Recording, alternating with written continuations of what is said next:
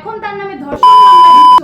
সে যে আগে তোমার বাসায় আসছে, খাইছে, ঘুমাইছে, শুইছে, তখন তোমার এই কথাগুলো তুমি পাবলিককে জানাও নাই কেন? ইমরান যখন গেছে তুমি তখন হুশ তোমার চলে আসছে, নাকি ইমরান তোমাকে কিছু করার পরে তোমার হুশ চলে আসছে? প্রিয়ার মা বলছে যে সে তার বউকে রেখে প্রিয়ার কাছে আসছে তার সৌন্দর্য দেখে। ভাই এখন আমি বলি সে অনেক সুন্দর, আমি মানলাম।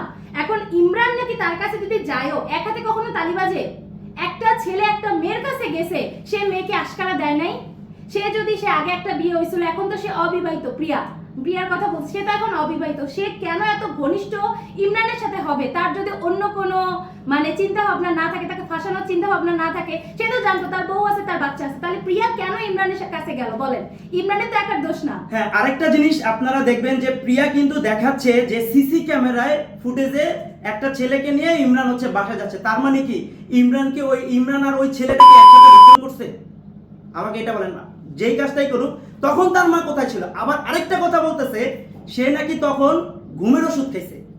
ভাই, ঘুমের ওষুধ যদি তুমি খাইয়া থাকো, আবার বলতেছো তুমি একটা মাস্ক দেখাচ্ছ, সিরা একটা মাস্ক, যেটা হচ্ছে যে এই মাস্ক কি বাংলাদেশে একটাই?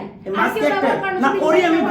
ওরই আমি ভাবলাম, কিন্তু ভাই ওর বাসায় রেখে আসতে পারে, স্বাভাবিক। এখন আমি একটা বাসায় গেছি, আমি মাস্কটা ভুলে রেখে আসতে পারি, স্বাভাবিক। এটা দেখলে কি প্রমাণ হয়ে গেল যে মেয়েটাকে কিছু একটা করছে? আর প্রিয়া সবসময় বলে যে ইমরান এর আগে আমার এই খাটে বসা ছিল, এই বিছানায় ও ঘুমাইছে, খাইছে।